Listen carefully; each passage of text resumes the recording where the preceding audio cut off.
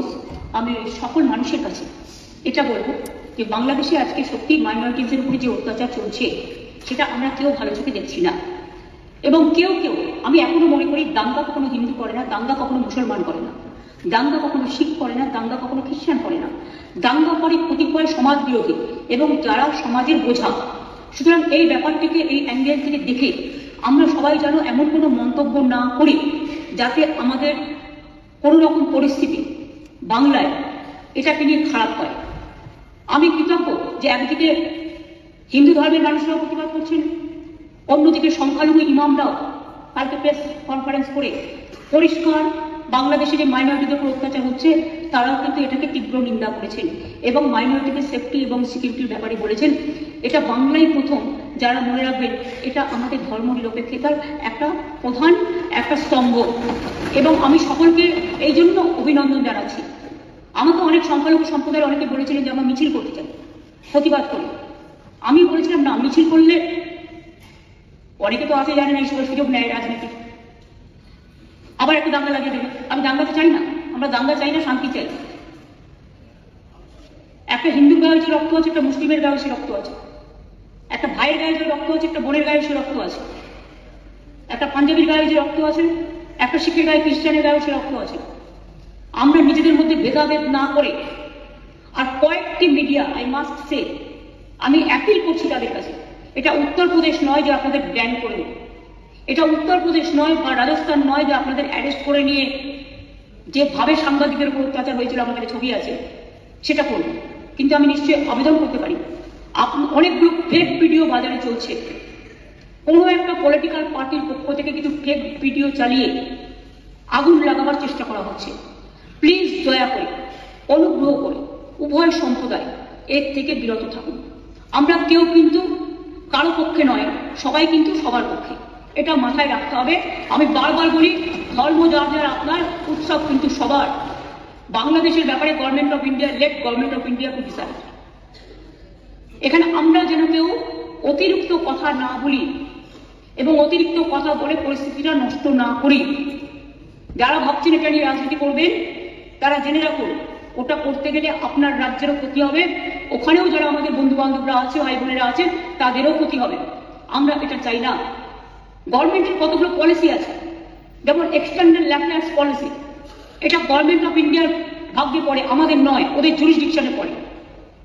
অনেকে ওপার বাংলা থেকে এপার বাংলা আসতে চাইছে কিন্তু তারা ঢুকতে পারছে না। আমাদের কোনো আপত্তি নেই, কিন্তু সেখানে বর্ডার সিকিউরিটি ফোর্স দায়িত্ব নিয়েছেন, তারা আসতে দেবে কি দেবে না এটা তাদের ব্যাপার, সেই নিয়েও আমি কোনো কটু মন্তব্যে যাবো না। কিন্তু যাদের টাকা আছে, পয়সা আছে, ভিসা আছে, পাসপোর্ট আছে, তারা তো প্লেনে চলে আসছে। প্লেন তো আসছে, প্লেন তো চলছে, ট্রেন তো চলছে, কিন্তু গরিব মানুষগুলো যাদের কাছে হয়তো কিছু নেই তারা আসতে গেলে পারছে না, তারা বাধা পাচ্ছে বিএসএফ এর কাছে।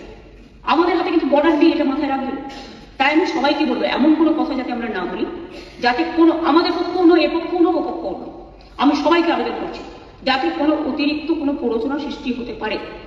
আমি যতদূর জানি কালকে ফরেন সেক্রেটারি যাবেন বাংলাদেশে, আজকেই যাচ্ছেন, কালকে ওদের মিটিং আছে। সুতরাং লেট দেম ডিসাইড। এই ব্যাপারে আমি পরিষ্কার বলি, এক্সটার্নাল অ্যাফেয়ার্স এর ব্যাপারে উই নেভার ইন্টারফেয়ার। আমাদের দলের পলিসি হচ্ছে এবং আমাদের সরকারেরও, আমরা সবসময় এই ব্যাপারে গভর্নমেন্ট অফ ইন্ডিয়া যে গাইডলাইন্স দেয়, এক্সটার্নাল অ্যাফেয়ার্স যে গাইডলাইন্স দেয়, এটা কিন্তু আমরা মেনে চলি।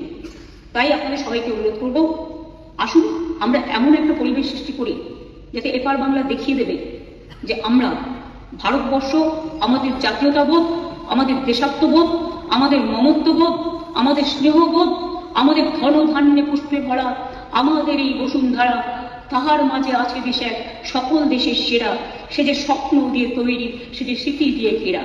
এমন দেশটি কোথাও খুঁজে পাবে না কো তুমি, সকল দেশের সেরা, সেদের মোদের জন্মভূমি। এই জন্মভূমিকে আপনারা প্রতিপালন করেছেন, জন্মেছেন এই মাটিতে, এই মাটিটাকে সমৃদ্ধ করুন, ভালোবাসুন এবং যদি কেউ বিচ্ছিন্ন করতে আসার চেষ্টা করে তাকে প্রতিরোধ করুন এবং সেক্ষেত্রে বাঁধ ভেঙে দিতে হবে। আর যারা কেউ কেউ বলছে বিহার দখল করবো, উড়িষ্যা দখল করবো, আমি বলি ভাই ভালো থাকবেন, সুস্থ থাকবেন, সুন্দর থাকবেন, কিন্তু এত বড় হিম্মত আপনাদের কেন? কারণ নেই যে বাংলা, বিহার, উড়িষ্যা সব নিয়ে নেবেন আর আমরা বসে বসে লালিপপ খাবো। এটা ভাববার কোনো কারণ নেই। আমরা যথেষ্ট সচেতন নাগরিক এবং আমরা যথেষ্ট সক্রিয়, কিন্তু আমরা ধৈর্যের পরীক্ষা দিই।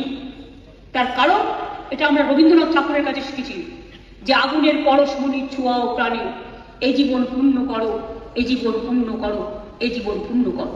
তাই আমি মনে করি ভারতবর্ষের অখণ্ড আমাদের সকলের অখণ্ড, এবং আমরা সবাইকে রক্ষা করব। এটাই আপনাদের সকলকে আমি আবেদন জানিয়ে গেলাম। যেহেতু হাউস চলছে, লোকসভাতেও আমাদের মেম্বাররা নিশ্চয়ই আলোচনা করবেন সুযোগ পেলে।